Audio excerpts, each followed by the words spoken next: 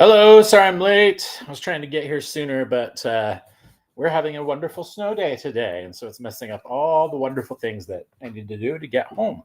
So I have to go pick up my kiddos from his school. So that slowed me down a little bit. And then my wife's preschool was getting out, and everybody's driving extra careful today. So I'm a little bit later than I wanted to be.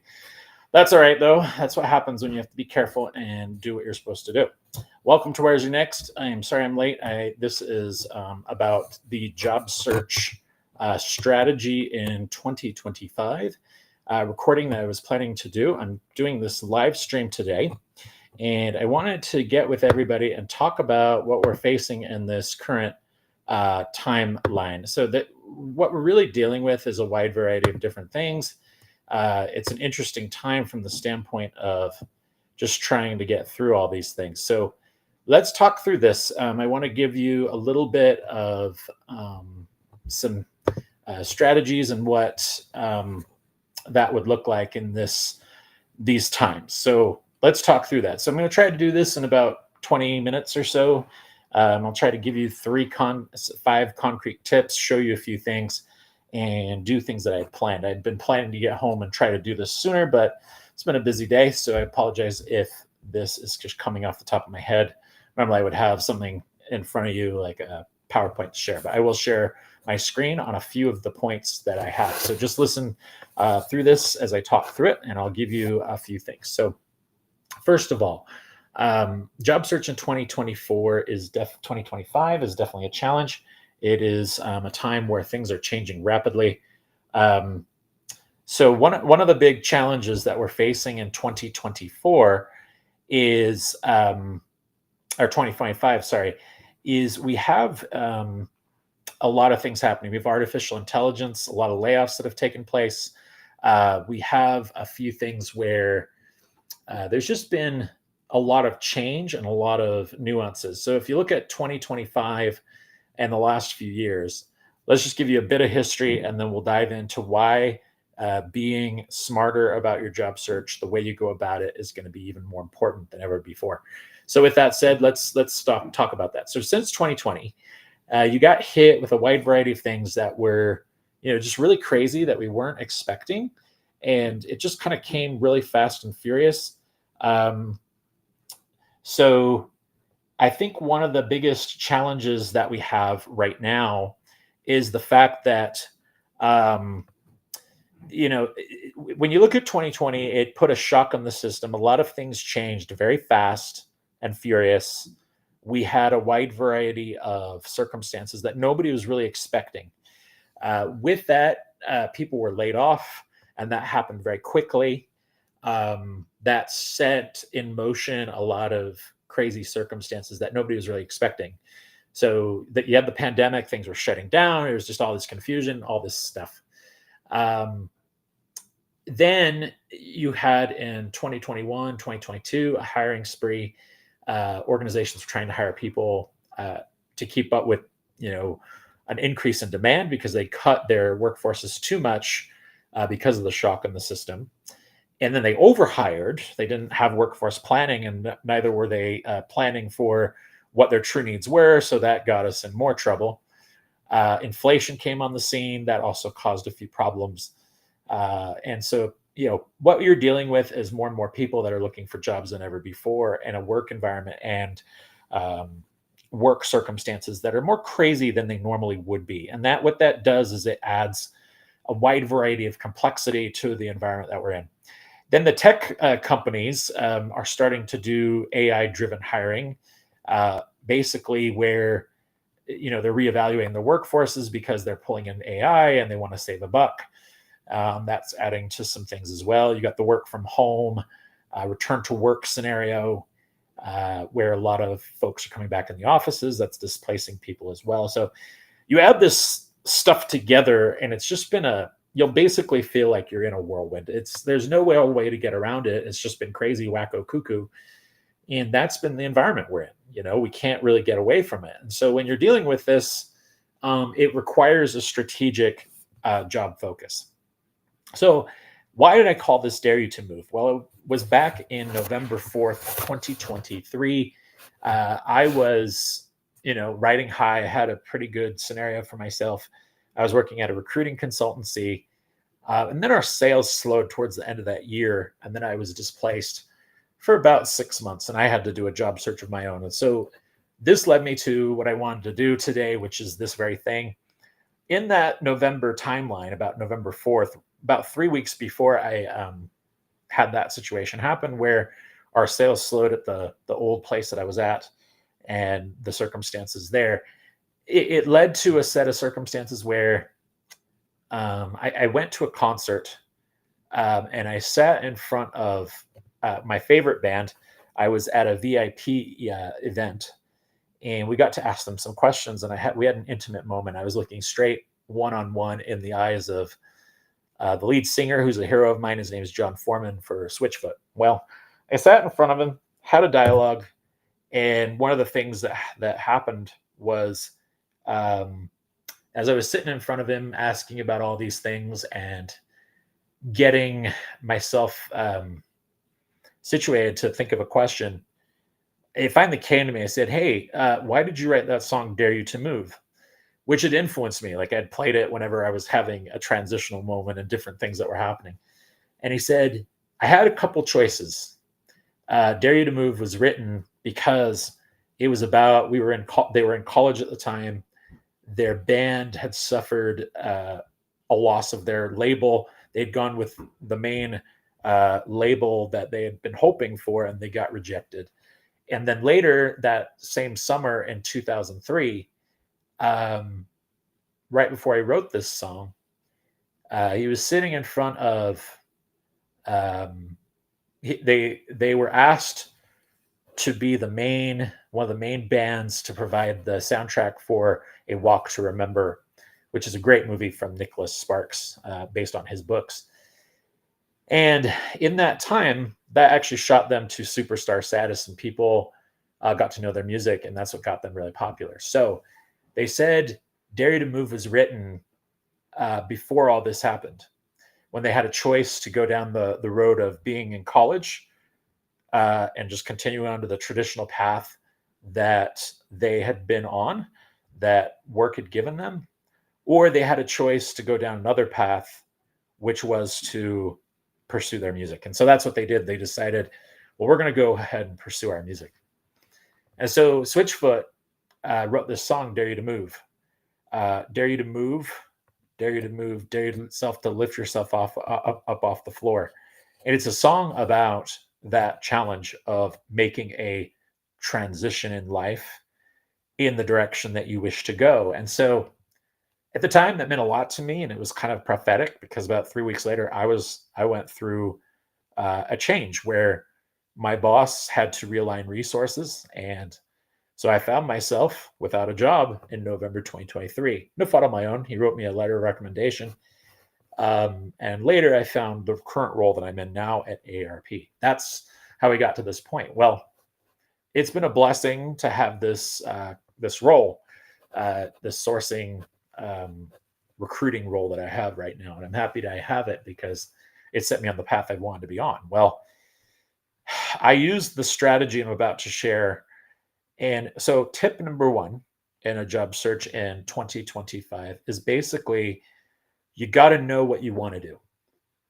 This may sound simple, but it is the key mechanism to get to everything else that you wish to do in life. And that's basically, when you know what it is in your mind, what you want to be doing, and your why and your purpose, and what it is that you're seeking to do and your why, that sets you up for all the other things that you want to be doing in your life. And that's a very key thing. Like, so basically what that means is there's a lot of people who are just doing this for the paycheck.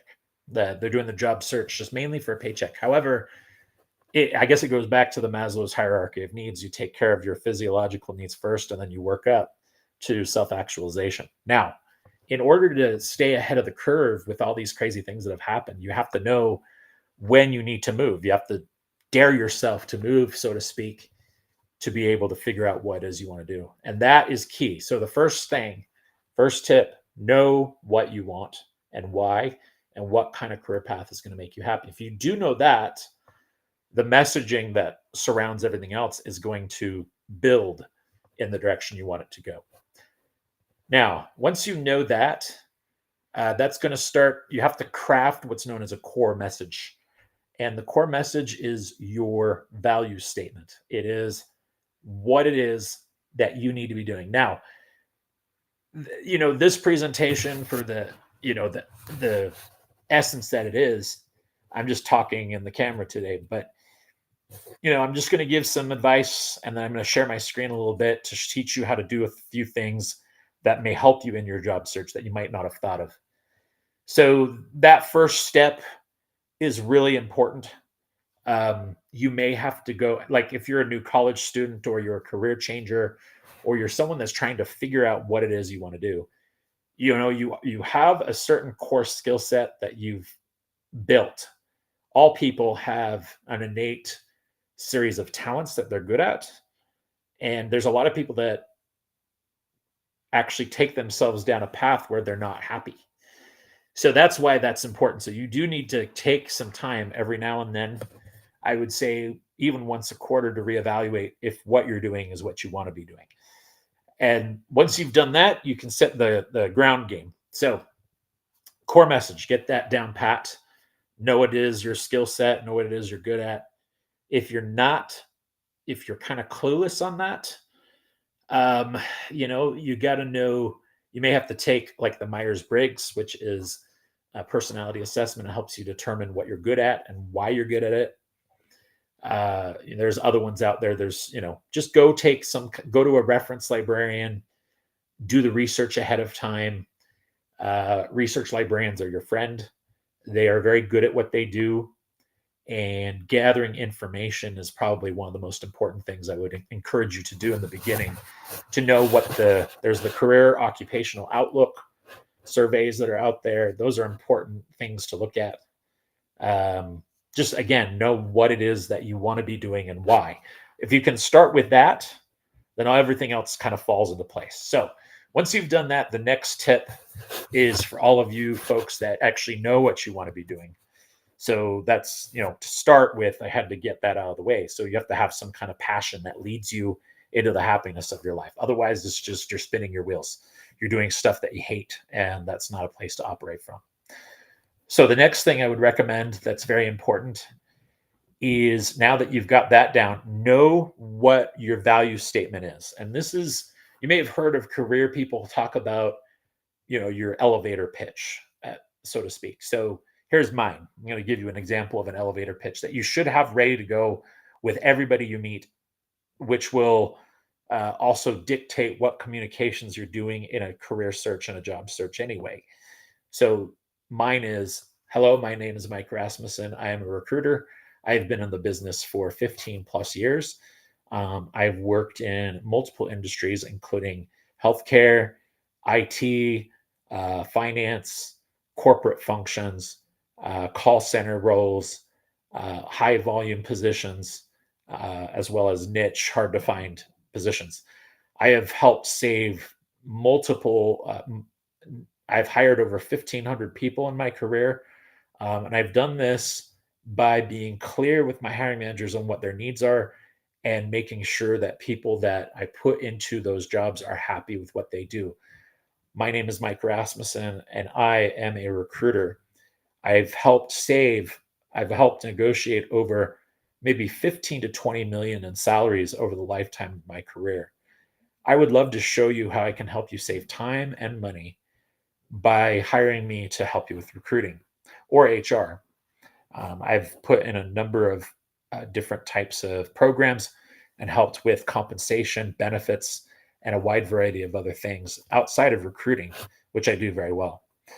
I would love to work with your organization, and here's why. I know that I have the ability to save time and money, and I can help with an efficient hiring process.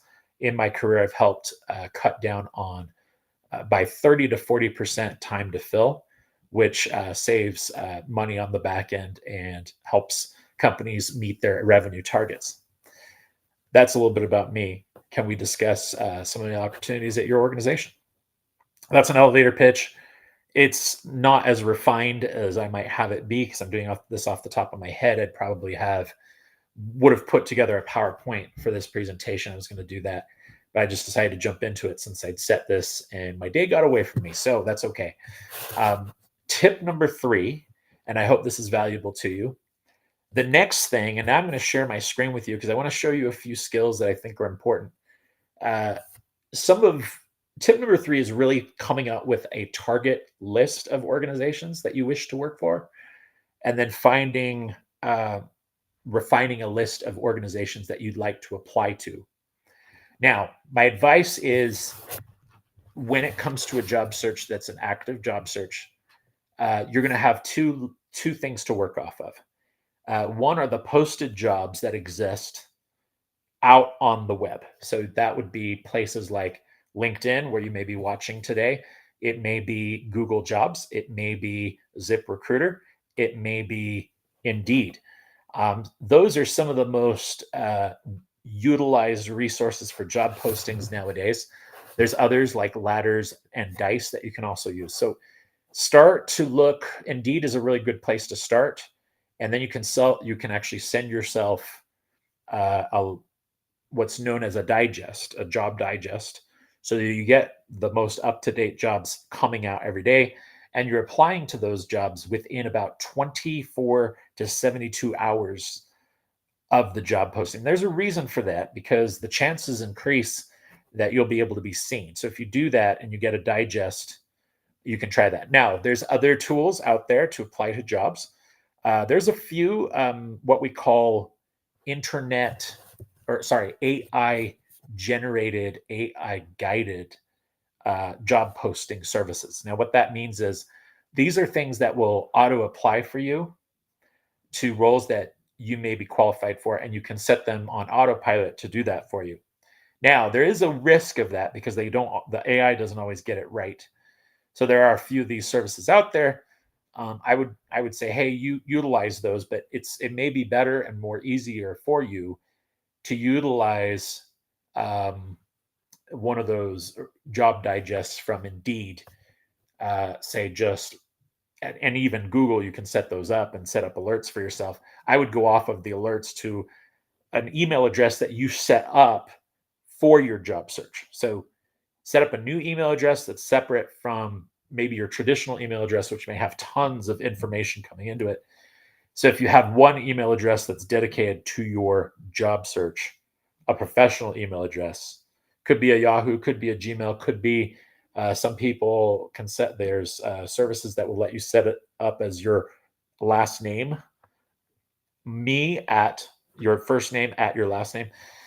Whatever you choose to do, have something like that ready. Have your LinkedIn up to date. Make sure that all your marketing materials are set. You could even set up a website, and they're very cheap to set up. Something like Weebly can be used to set up a website for cheap. You could set up a website through another tool that's out there is WordPress.com, or one of those blogging sites. So you could use any of those to set up a permanent resume that you update and you keep online, so that when you're out having conversations that you do that. In your mix of job search approaches, this whole marketing concept, the next thing I would recommend that is tied to this job search strategy. So we just talked about tip number 4, which is, setting up job alerts, setting up things on the posted job ads so that you have those coming to your inbox regularly. And again, Indeed is a really good resource for that. That's very easy to set up.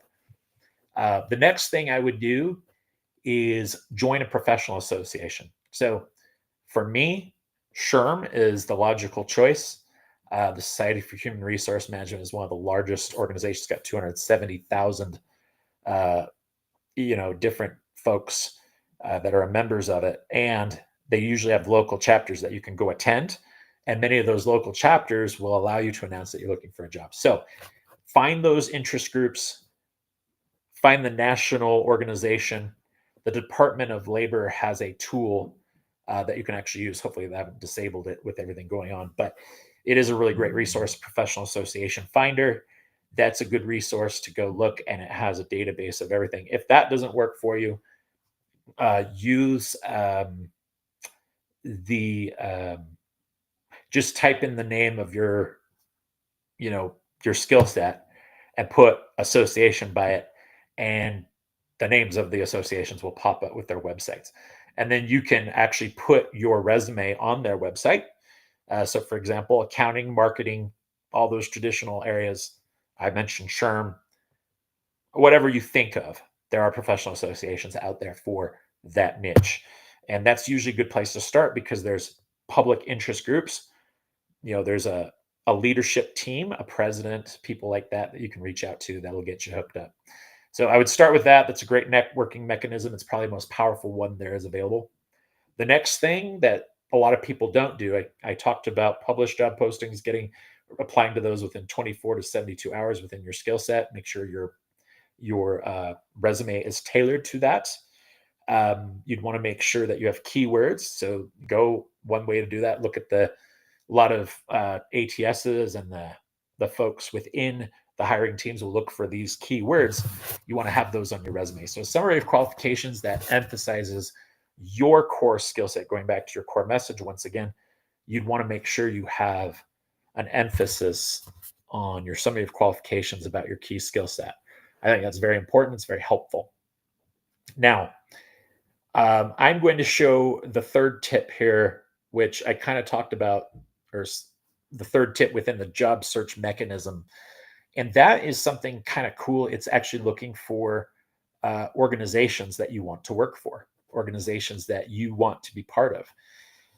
So there are organizations that have a universal, many of them have a skill set that you might want to work in. They might have an industry niche that you want to be part of. How do you do research for that? Well, there's a couple of ways. The professional association can help with that. You can see who the organizations that you respect, what do they belong to? What are the interest groups that they're part of? Become active in those. I talked about professional associations. That's many of these organizations will sponsor these places for their hiring efforts. If they have a robust hiring department and hiring strategy, they'll actually be trying to connect. But keep in mind that a lot of the influences are connected in those professional associations. So getting to the organizations themselves, how do you find these? Well, let me show you. So I'm going to try to share my screen here real quick, and we'll walk through this. And I might do a part 2 on this because there's a lot to talk about, but I will share here. Let's see what I can do. So I'm going to go to Glassdoor's best company places to work in 2025. Why is that important? So Glassdoor, as you know, is a very good organization that has a wide variety of things that can be very helpful to you from the standpoint of just getting the list that you may want to work for. The reason I suggest this list is because this is a great place to start from. This list is pretty powerful from the standpoint of just having information about different companies where employees have voted. And because the employees have voted a certain way about their work-life balance, Glassdoor has been that traditional website that people go to get information when they're about to interview. And that's again, part of this research tip that I'm kind of sharing with you. So the Glassdoor best places to work is an incredible resource from that perspective. So let's go down and let's see which some of these companies are on there. Bain and Capital is Crew Car Wash. And again, keep in mind, a lot of these these are the employee ratings. They're rating the company overall. And so that really means a lot. So NVIDIA is a great company. You can see this, In-N-Out. In-N-Out, could be a great place to work. They actually, from a standpoint of being a fast food place, they actually treat their employees really well, and they pay above industry wages. So you might find some jobs there. And just keep in mind, non-traditional places that you would have never thought of. could be a great thing. So Eli Lilly's on here. Microsoft's on here. The LDS Church is on here, interestingly enough. Experience Realty. RLI. So I would start with this list. ASML is on here. Snyder Electric. And Autodesk, Booz Allen Hamilton, Salesforce, SailPoint Technologies. I would just create a list of each of these companies and then, see if they have your skill set within their organization. But the reason I suggest starting from the Glassdoor list, best places to work, is because it's a quality employer. This is an employee rating out of 5 stars. And you can see that the employees are the ones who rated this. And that's why this list is so incredible, because it gives you an idea of the type of organizations that could be a really strong fit to, build careers from.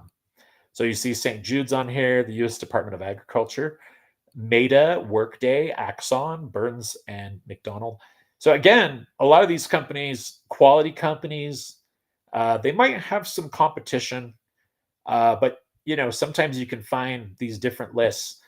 You might also look at local lists. Let me show you one that I utilize that as I'm getting in here. I'm going to go and look for Utah is my home state. So I'm going to start there. Utah best places to work list. So this is also coming up. If you look at my screen here, you can see that I'm also talking about why this is another great thing. Now, I used this list in my last job search, top workplaces, Salt Lake. This is another great list. It pulls up, if you type in best companies to work for in your state, it will pull up the organizations that stand out. So here's a few: OC Tanner, America First, U First Credit Union, Mountain America Credit Union. These are all bigger employers in my area.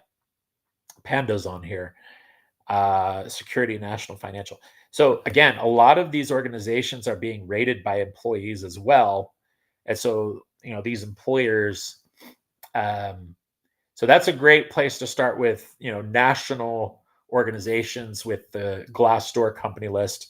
Then you can drill down and find companies that you'd be interested in working for from the standpoint of your local community, like I just did here. Other areas you might want to look for is Fortune 500 list, or the Fortune best companies to work for list. So 100 best companies, they're going to give you a list of companies that are really solid and might be a good resource to add to your list. So you can see there's a few other ones on here, and these are very, very, very consistent. But this is the 2024 list for Fortune, and then they'll show you. You can also look at some of the past years too. And again, these are 100 of the best companies to work for within the United States, but according to Fortune. So again, so that's a way to find your target lists that work for you. And that's why I would suggest this as a method. So that's why this is such a great thing to do. Generally speaking, a lot of these organizations that make these lists are quality employers that across all generations. It's really interesting that I say this here. Finding a best company to work for seems an elusive task for disillusioned young and older employees alike. Any employer worth its salt has recognized and responded to the shifting demands of the workforce in order to hold on to top talent. Like any youthful type, Gen Z is reckoning with working for the man, but our 27th edition of Best Companies to Work For list, published with our partners at Great Place to Work, shows an emerging corporate equivalent of the man in therapy, helping employees find meaning in their jobs. Many of these best companies offer wellness benefits and a commitment to their workforce. Now, it's not just all about the benefits, or sorry, the pay, so the salary. There's other things that they offer in addition to the average company that helps people stay and stick around more. So again, find some of these lists, the best companies to work for list. let's just show you what it means to, you know, I'm going to switch gears and talk about how do you find leads and contacts and people at these companies. So once you've got a list of companies, you might want to start with a revolving list of maybe 25 that you want to pursue. And that's going to enable you to have good reach and find good companies that are manageable. And then you're contacting people at those companies and making contact. And I'll show you how to do that. That's actually something I can teach you. So this next piece of this puzzle here, once you have a list of companies you want to work for, and again, you notice I started with getting your core message all together. You know, you got to know what you want to do. You got to be able to position yourself so that you can then market to these organizations. See, that's how it starts. A lot of people, what they do is, let me show you what the normal average person does and why this is so important to take this to a different level. As you can see on LinkedIn, we're looking at LinkedIn right now. But one of the problems is when you go to a job on LinkedIn, if you go to, say, jobs like this, what you're going to find is, so now this is looking at recruiters because I check those out every now and then, but I'm going to put in marketing. So say I want a marketing job, and I'll just start with that. So just, bear with me for a minute as I share this. I just want to show you one of the problems with job search that makes people frustrated. So marketing manager, right? This common job. Now this one, I'm not sure when it was posted, but let me put that back up here. And now you can see that this is out in the Bay Area. You can look at when it was posted. But right now it's got over 100 people that applied over a week. So the date posted, I would always put it within the past 24 hours. Then you can go work your way out. So start with that, especially if you're open to remote. You want to make sure you click remote. You can put the remote handle and it will pull that up for you. Just keep in mind, more and more people are going to be looking at the remote option because that's something that people want these days. So within 23 hours, you got over 100 applicants. Now, this can be very frustrating because you see all these jobs, you want to apply to them, and within 24 hours, you apply to maybe choose like 100 jobs within that within that 24 hours that you can apply to. And you got to do this daily. You've got to set up aside maybe 2 to 3 hours to do this. And yes, it can be a pain to apply to jobs, but this, that's 25% of your jobs are going to be found this way. But this is why it gets frustrating for a lot of people because they look at this number here. But keep in mind, there's one very important piece of this puzzle. When you click on this and you click easy apply, it's going to have you fill out information. That's my email address. I don't care if people see that. That's fine. My personal email address. So I'm going to discard this. But you will go through and you'll fill these out. Try to find the easy apply ones. That makes it so you don't have to go through all. But sometimes it's going to take you to their website, and you'll want to fill out an application on their website many times. But yes, that can take a while. And there are services that utilize AI that will do this for you. Now, what's the next step? I was talking about finding companies to work for, right? The list that I was talking about earlier. So when I go and I find one of these, I get one of these lists, like the Glassdoor best companies to work for 2025 list. This is a good list to begin from, but in order to be successful, you want to have companies that are quality companies. And if you're on Glassdoor and your workplace has higher than a 3.5, you're generally in a pretty good employment situation. But keep in mind, these best companies to work for are some of the best of the best. Like Trader Joe's is on here, Roche is on here, S&P is on here, Netflix is on here. Generally, you'll see a lot of these brand name companies. They're all really good organizations to work for. But then once you have the list of the ones that you are interested in, I would go to a reference librarian and also have a dialogue with them to help you see what the outlook is for your job discipline. Okay, that's a very important thing. So the next thing that I would like to share with you all is how do you find contacts at these companies? So let's just show you how to do that. So I'm about to teach you how recruiters do our job. So I would, for the purposes of this exercise, go to google.com, and then you'll go here. And if you want to define contacts at the companies that you want to work for, this is a trick that recruiters do all the time to find people. I actually have one right here. If you're in Washington, D.C., I shared this string. We call this a search string, and it can be set up just exactly this way. You can see that this came up this way, and it looks just like this. If you want to take a screenshot of that, you can set this up for yourself. Whoops, I just messed it up. Let me just get this back here.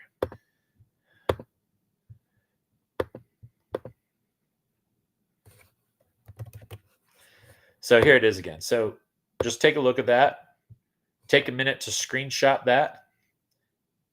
Site.linkedin.com/in. What this is it's telling the space between here is what we call an and.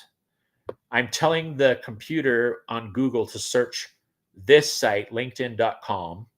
This is what we call the X-ray command in recruiting and sourcing, is the site.linkedin.com/in. And then I'm putting these pipes are basically telling the computer to put an or statement. The parenthesis is grouping my location info together. And then I'm looking for titles within that organization. So I have a space in here between my location bracket, a space between my site command, and then my and here is the space between this and this for the types of decision makers that I want to target. Now, you could do this for any discipline. You'd use the same type of general approach, and that could still work for you. But I definitely think this is a skill that you should learn. So let me show you one other trick here. If you take the mechanics of this string, and you put, say it was eBay. Now, you could take out this section right here if you wanted to find people at eBay in the United States, or any place for that matter. It will pull up everybody all over the world, though. So that's why the location bracket works best. So if you know where the company is located from their corporate offices, then you can probably use this trick. But for our purposes, let's use Fannie Mae, because I know they have offices out in DC. So I'm going to do Fannie Mae, go like this.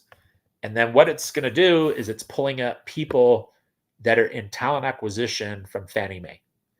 So this is how you find contacts at this organization. And you can see that a lot of these people are working in that vicinity. So you can see Samuel Izzo's there, Martina Fogile. But what I just did is I found names of people that are recruiters, talent, and HR people within that organization. Now, what do you do with this information? Well, there's a couple ways. So when you have this and you have these names, you can look for what's known as an email configuration. So what I like to do is I go like this, and we'll come back to this, but this, keep this in mind. We'll come back to it. But what I'm about to do is show you how to come up with using internet research to find the contact email address of the people at this organization. So watch what I do. Fannie Mae. So I'm going to put this in Fannie Mae email configuration Rocket Reach. Now, Rocket Reach is what a lot of salespeople use to find contacts at organizations. So I'm basically teaching you how to find the email configuration within a certain percent. So watch what happens when I type this in. You can use this Same thing to find people that work at these organizations. So watch what happens. So according to Rocket Reach, the most common format for employees is first_last@fanniemae.com. See that? So if you have the name from LinkedIn that I just showed you how to get, then you can get the email address of this person, and then you could email them. Simple as that. So that's the way that I would use this skill. So with that, I'm coming to the end of what I was going to share today. I'm probably going to do a part 2, but I wanted to show you how to get a hold of contacts at the organizations that you wanted and how to create a target list of organizations. So that was the main purpose of today. So once again, using this email configuration and using that Rocket Reach, just from that last Google search I did, Nicole_Lewis@fanniemae.com would be the most likely email configuration to email this senior corporate recruiter. So that's it for today. I hope this information was helpful. That was a few of the steps that I would go through on this day. But this is the way I would do a job search. So tip 1, get your message down. Make sure you have it down pat. Tip 2, you want to make sure that you know the target organizations you want to work for after you get your target message down. Tip 3, use professional associations to network with different organizations. You can Google those, and you can find a local chapter head who can help you in your locale to connect with the most influential people in your field. Finally, get a list of target companies you want to work for by using the best companies to work for lists. And then find contacts at that organization that you can reach out to directly after you have applied to a role that you're qualified for on their webpage. This is how you get noticed. One final tip, you can type in a corporate headquarters like so. Let me show you that real quick. So let me show you this one last thing, and we'll go back to this real quick. But if you say, again, Fannie Mae, I would just type in to Google like so. Once I have a name of a person, then I can contact them directly. So you go Fannie Mae, corporate headquarters, phone number, like so. And then it's going to do this. You can also, so say if I was looking in Washington, D.C., if I know that's their headquarters, you can get this. So right here, you've got an 800 number.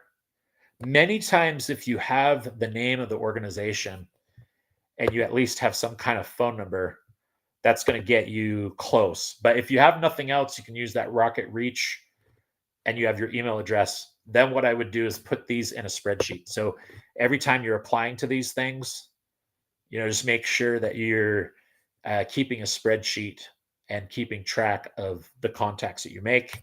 What was the day you sent them a note? If you applied to their website, what was the day you applied? As you get conversations and as you move forward, create another tab on your spreadsheet to track your interviews and your conversations. There is a statistic that's put out by Lee Hecht Harrison, which is an outplacement firm, that it takes 25 interviews for one offer. So keep that in mind. But the only way to accelerate that is not to be lost in a sea of people. That's why if you do what I suggested at the front end, which is applying to roles within 24 to 72 hours, there may be that cattle call that happens. But if you do this extra step that most people don't do, and then you send an inquiry to a contact over at the organization you want to work for, you're doing something that 95% of job seekers won't do, which is they just send their job into one of those LinkedIn postings into the sea, the black hole, as they call it, and they get stuck and then they get frustrated, which is why you got to be smarter and think in a different way. And using professional associations and using these different tools that I showed you today, I hope that's helpful. If you'd like more information, by all means, you're more than welcome to send me a note on LinkedIn about a specific question on this presentation, or put a comment down below. Thank you for attending today. Thanks for being here. I hope this is helpful to you. These are just some tips that I learned that accelerated my job search, and I was having interviews 2 or 3 per week by doing this very method. It is a full-time job to find a job. So always remember, keep ahead of the curve and always be making contacts. Be active in your professional association. Be active in your network, because networking is still the best way to find a job. So anyone that's out there looking right now, if you've been thrust into the job search by no recourse of your own or no fault of your own, it happens. The average job seeker may go through about anywhere from 5 to 10 changes in their career over 40 years. That is an average that has been found to be true by Lee Heck Terrison that I quoted before. Well, I hope this has been helpful. Thank you for attending. Mike out. I hope this was valuable. Until next time on Where's Your Next, I may do a part 2 about how to do messaging once you found the contacts and what kind of messages that you might actually send. We can talk about using ChatGPT to do that next time. We'll see you soon.